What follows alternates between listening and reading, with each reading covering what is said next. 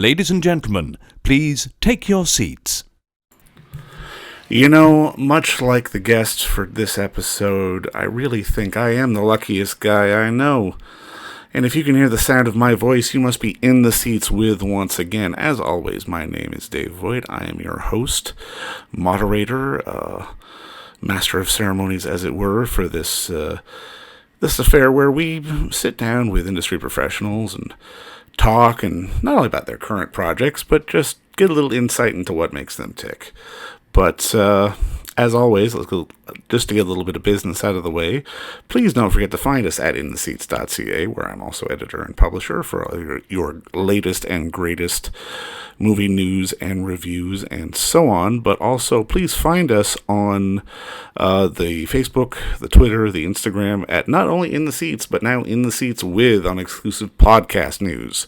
And please, most importantly, don't forget to subscribe to us on Podomatic, on Apple, or on Spotify podcasts, or you can find us on YouTube with everything archived. If you haven't already figured it out, today's guest is, he's Canada's critic, to put it mildly.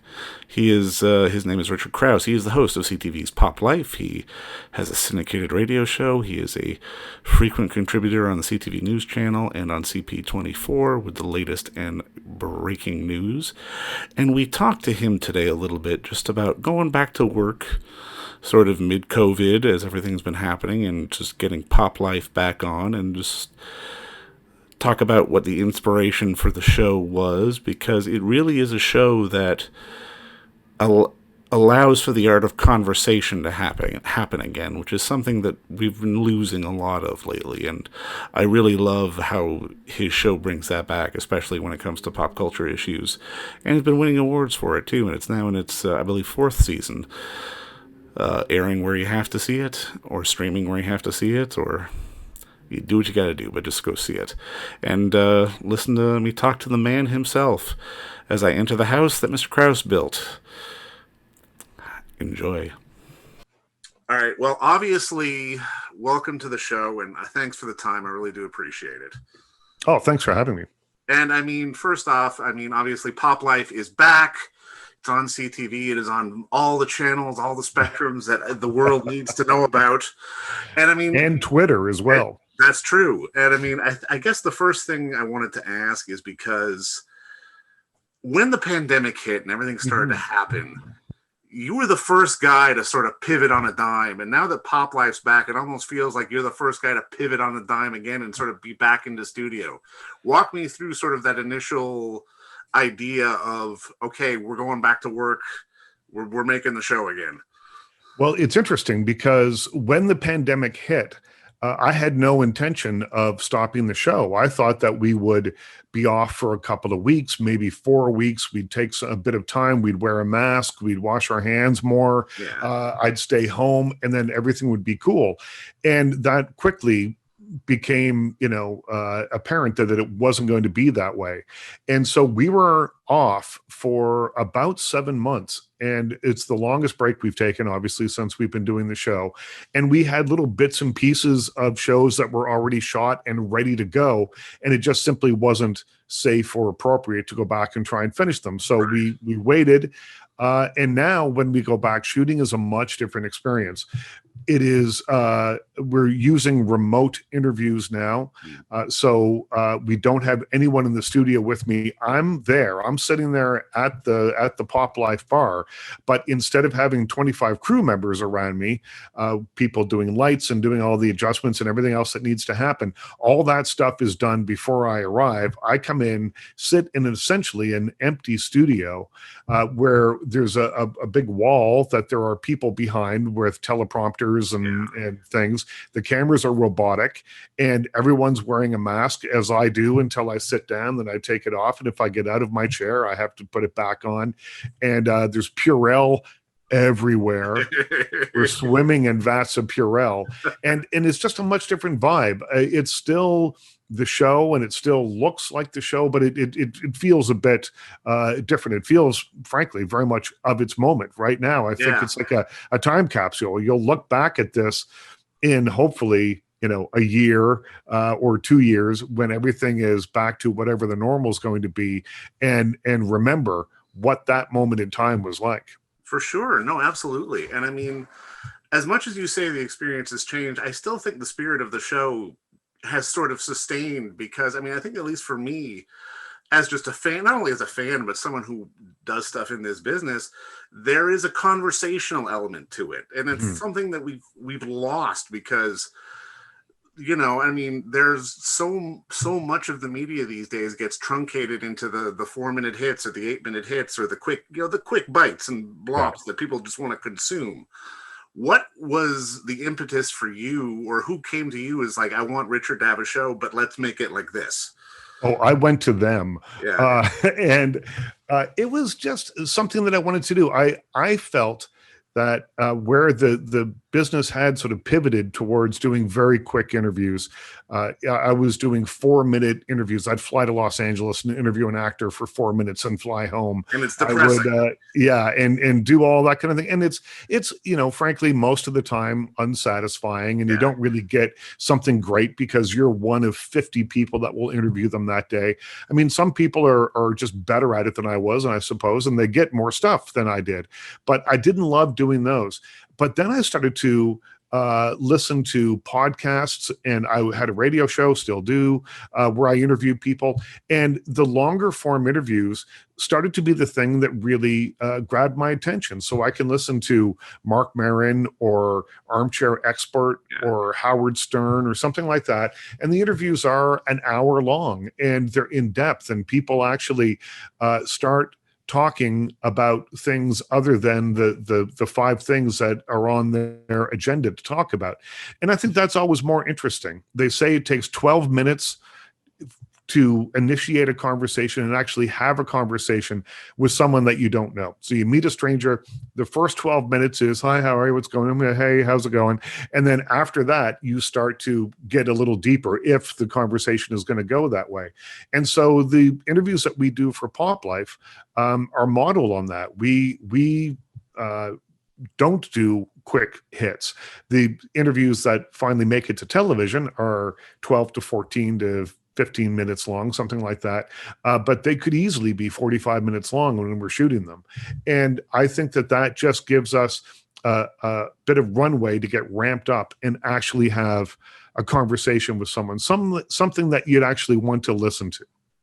No, and I mean, you're absolutely right, because this, I mean, at least from my perspective, it's part of a pushback just in terms of the media in general, because we're so used to the quick hits, and we're getting inundated by them. And it's nice to sort of have the option to have something else, be it in entertainment or no matter what the form.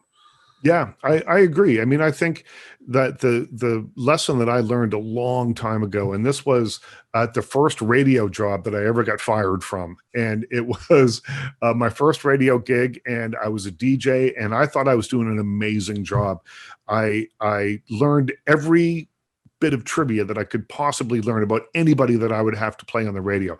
Rolling Stones, I'd play Brown Sugar, and I'd say, well, that song was #1 from whatever. I had a bit of trivia for everything. I had what I thought at the time were pretty smooth segues between record to record with more trivia. And then my program director, as he was firing me, said, listen, you've got the voice for this. You've got the enthusiasm. Here's the thing. There's no personality to what you're doing. We could hire anyone to do that. What we want is to hear about you. And this is the line that has always stuck with me, because people want to hear about people. Yeah. And I learned it as I walked out of that radio station with my tail between my legs that day after getting let go. And I have kept that all the way through, hopefully, I think anyway, all the work that I've done, generally speaking, has always been about that. It's been about trying to make a connection with people and have that connection translate itself into whatever television show or article or book that I'm writing. Well, and that always kind of fascinates me, because I mean, well, I know you hate this label, but I mean, Canada does kind of think of you as Canada's critic. And I mean, for better or for worse, but you're at heart a rock and roll kid, and that's how you sort of started off. Yeah. How did you kind of transition into like being more expansive when it comes to pop culture and pop life, as it were. Well, I was always a pop culture guy. I grew up in a really small town in Nova Scotia that didn't have a lot of windows to the pop culture that I wanted. We only got 2 or 3 television stations. There was one movie theater in town, and it is a glorious place. It's one of the longest running, continuously operating movie theaters in Canada. It's called the Astor Theater, and it's this grand little jewel in the middle of this tiny little town. But they didn't get movies right away. Saturday Night Fever, Star Wars, whatever the big movies when I would have been living there took some time to wind their way through the distribution chain. But I still loved going to the movies. So the pop culture that I was consuming was a little bit of everything. Whatever movie the Astor Theater could get to play on a weekend, they would get. So it might be, a Bruce Lee movie at the matinee and Tarkovsky's Stalker, the weird Russian science fiction movie on a Saturday night.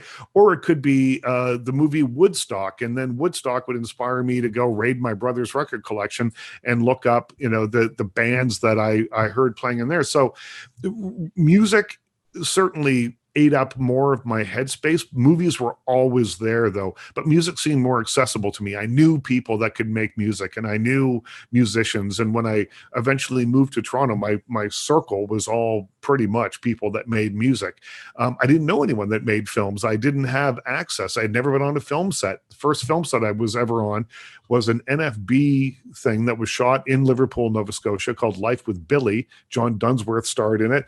And I rode up because I heard they were making a movie, and I sat there for hours just watching them sit around in trailers and not really do much, because movie making is painfully slow. But I ate it up and I loved it. And I had a TV show when I lived down there too. I hosted a dance show, like a cable dance show, and I did all kinds of funny little gigs. So pop culture to me was always like multifaceted. Music was a big deal and continues to be a big deal. Part of the job that you do primarily a lot of times is like, you'll do these TV hits. You'll be on TV to be like, oh, the Emmys are this weekend. I think such and such and such is going to win. Or it's the Oscars this weekend. You should probably see this, that, and that. We live in such a landscape right now because of everything that's happening in the world.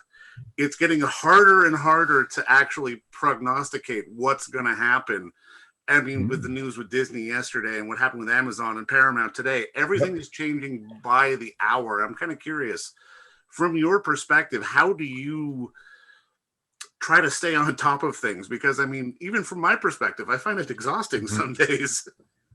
It is exhausting. And I think that's part of, whatever this thing that we're living through is right now, our new normal, is that the only constant is going to be change. And it's going to be constant change. And I don't think that anybody really knows what's going to happen 3 months from now, 6 months from now, in terms of what's left after there's a vaccination, in terms of, when we can start living without being locked down all the time.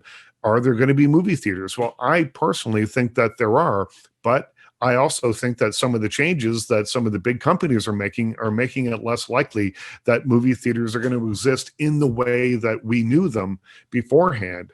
With Disney putting more and more emphasis on their streaming services, and having one of their activist investors say, well, we're just pivoting towards the way that we think the next era of entertainment is going to go, doesn't really bode well for movie theaters.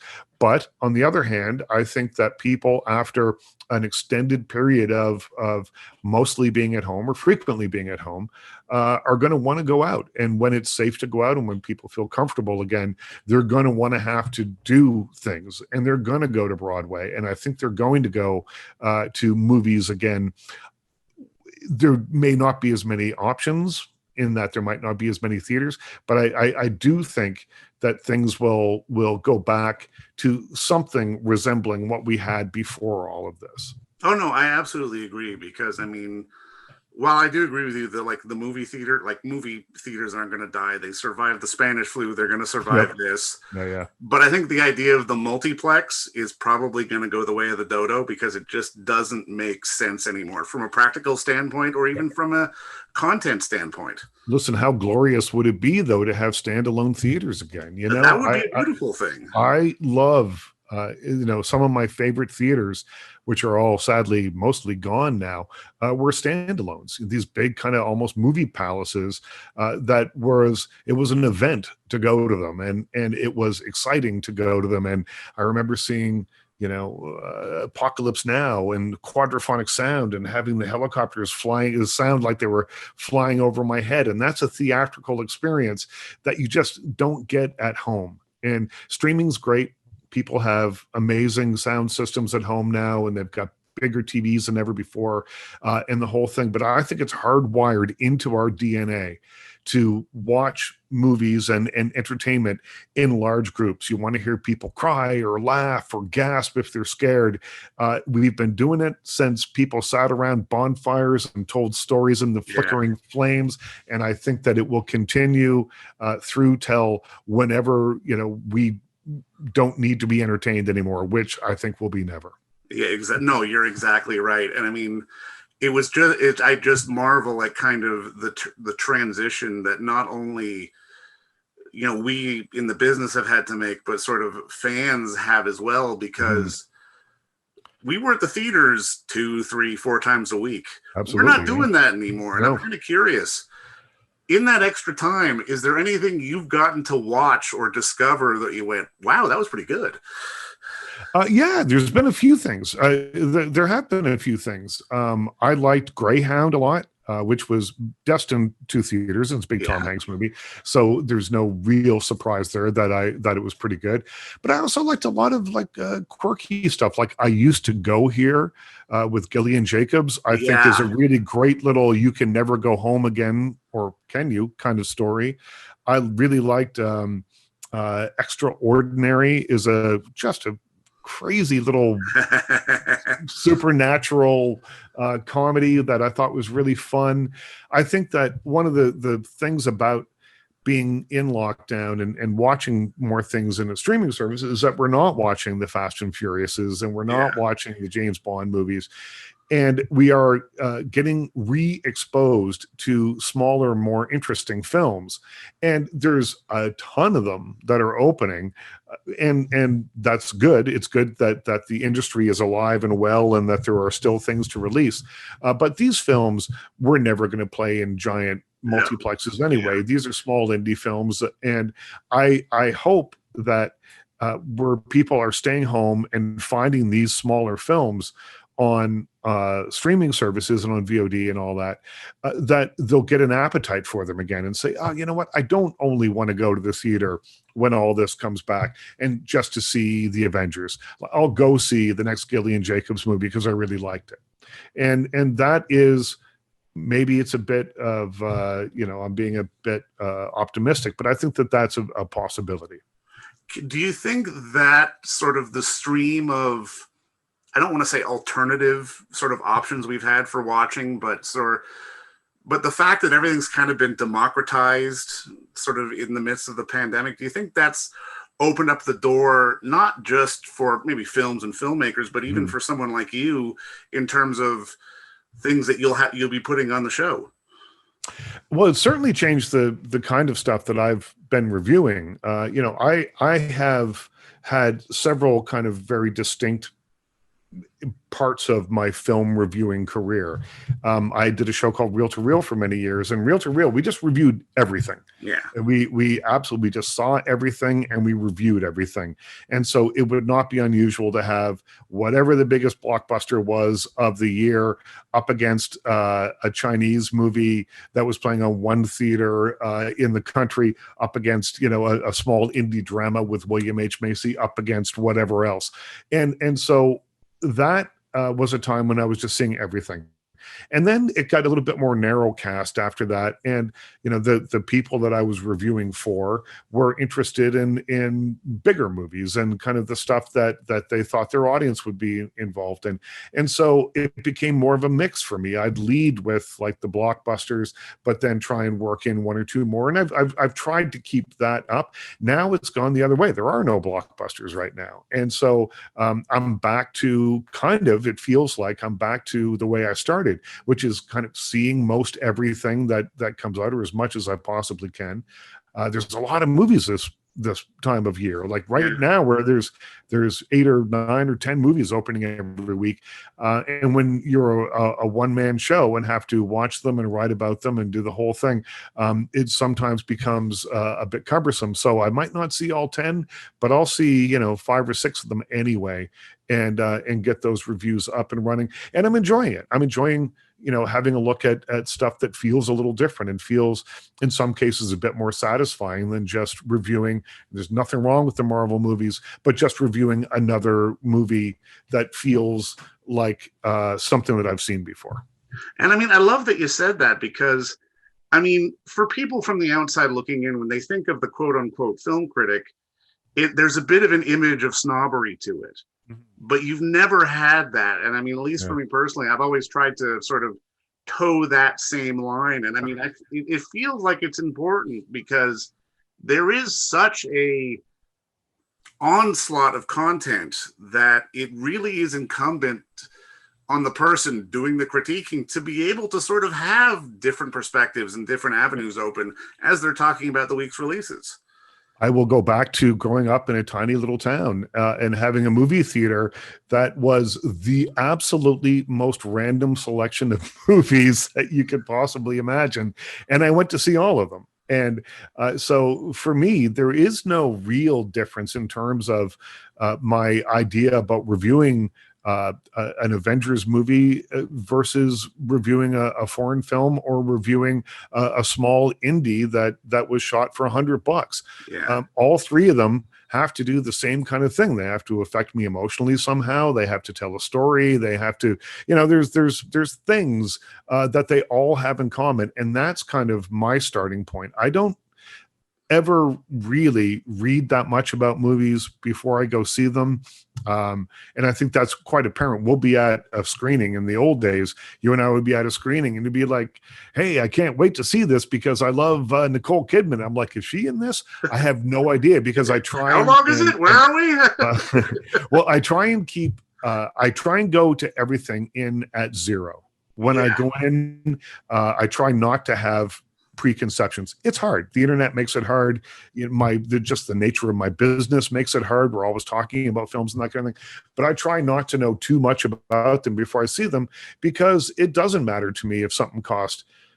People will often review a budget. They'll review the budget of the film, or they review the troubled production. I don't care about that. What's on the screen? That's all I care about. Yeah. And I mean, it's one of those things, because I mean, I remember back in the day when Tarantino really broke out, and there were other filmmakers and people who were coming up. It's like, oh, I got to watch the films that Tarantino watched. Now it feels like people are going, well, I'll just go watch the Tarantino films, and it's the same thing. And it's not the same thing. No. And I'm curious, from your perspective, like, no matter what you're doing, filmmaker, writer, critic, television personality, what have you, do you think it's important to come into this business of like the entertainment business, to be able to have sort of not only as wide a knowledge as you possibly can, but also to have sort of that as close to zero sum, perspective on things? Yeah, I think so. I mean, I think that, one of the things when we used to do reel to reel and we would see everything, and I always thought that you had to see everything so that you would know what's out there. You have to know the width and breadth of the art form that you are talking about. And so there's that part of it. I do think that you have to have some background. I do think that you can't have started watching movies in 2015 and expect to be a really great film writer.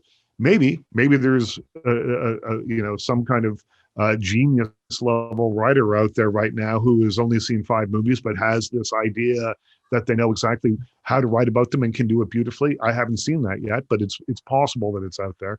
But I think more often the people that I find interesting are people that have a deep well of knowledge, and you don't have to be able to quote me, slapstick scenes from Tom Mix's silent movies from the 1920s, but at least know that they existed, and at least know that there was a world out there outside of movies that have been made in the last 10 or 20 years. And you have to have that honesty as well, because if you don't sort of acknowledge those movies that were made outside of the last 20, 30, whatever years, then it comes off as fake, and there's no longevity to that either. Yeah. This is a tough way to make a living. I think there's probably, the internet has democratized film criticism, which is amazing. It has made it accessible to anyone who is accessible to films and a keyboard and in a web page or a Facebook page, whatever it is. If you want to put your thoughts down, it's never been easier to do. On the other hand, there's never been more film critics, but there's also never been fewer people making a living doing this. And so it has led to a really interesting kind of thing. I mean, on the times that I do read film criticism, I generally tend to gravitate towards reading about horror films, because people that write about horror are super passionate. They seem to have a deep knowledge of their genre and understand what it is. And the thing that I love about horror writers is that they don't care whether a movie cost $1,000, $100,000, or $100 million to make. It really is only judged on one criteria: is it scary? And if it is, that's where you begin.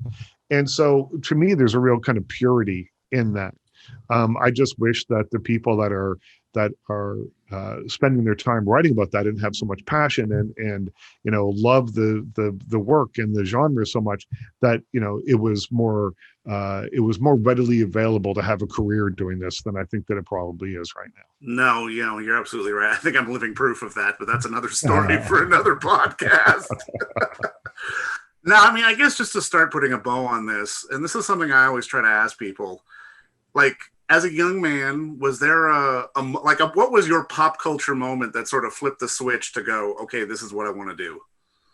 Well, there's been a few of them, but certainly one of them was going to Halifax when I lived in Nova Scotia, going to Halifax. And this would have been in the, early to mid 70s. And I'm a kid, I'm young. And we went to the Neptune Theater, which was the big live theater there.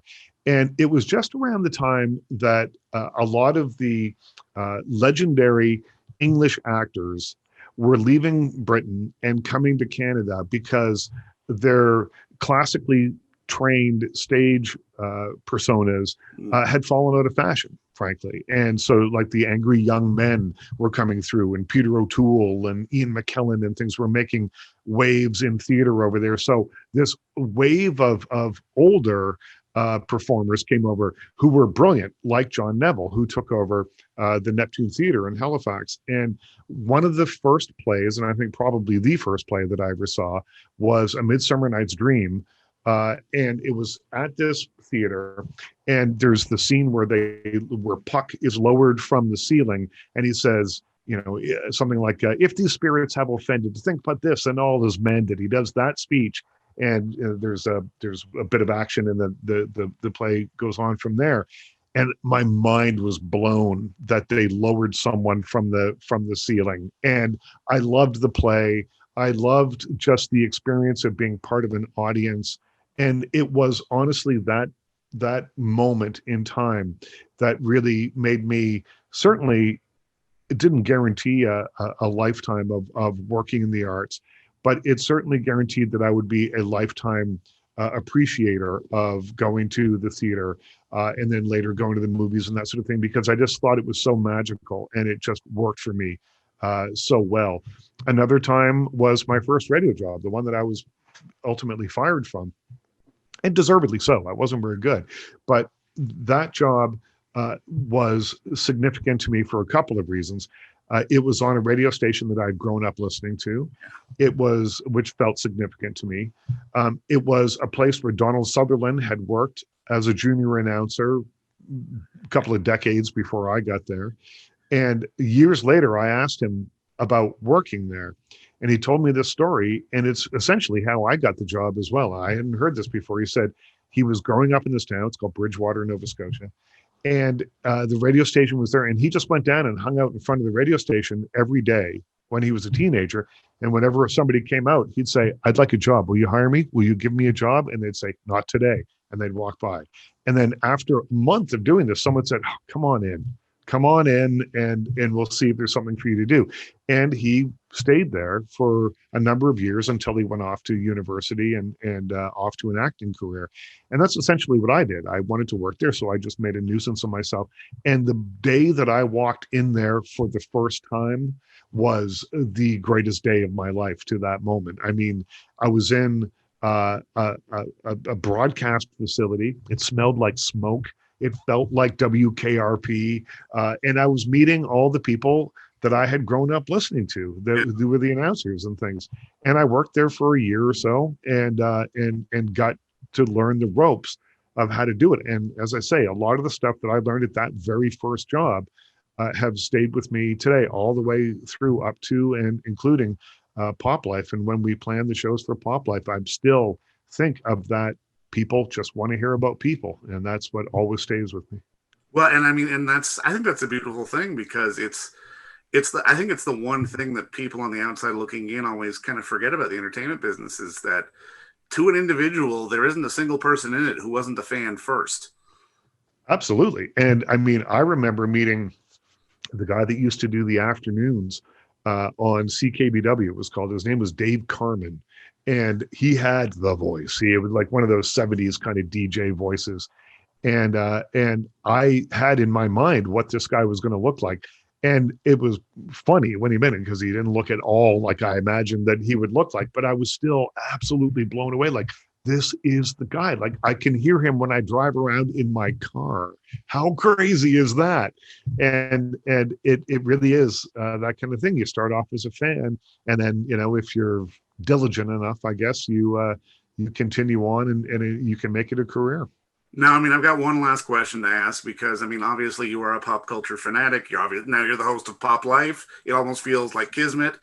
But I mean, you are, like, a lot of fans of pop culture are collectors of various things. And you've got a nice bookshelf and all that. And I know you're not a DVD Blu-ray guy, as some movie guys are, but you've got an epic Tiki mug collection. And I'm kind of curious, what sparked that off for you? What was it about the Tiki mugs that made you want to that made you want to collect them?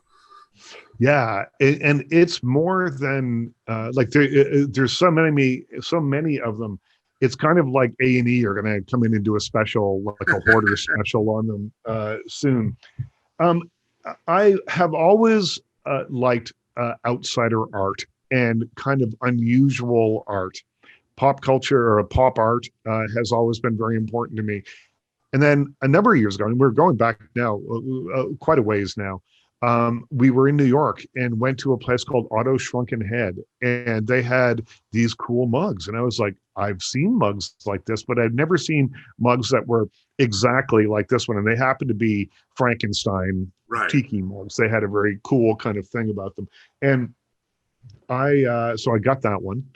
And then I thought, well, you can't have just one. And so now the house is overrun with them.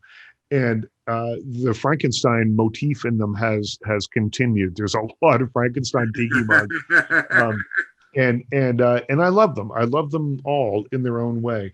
But they are to me unique and special, and something that's just, not everybody has them.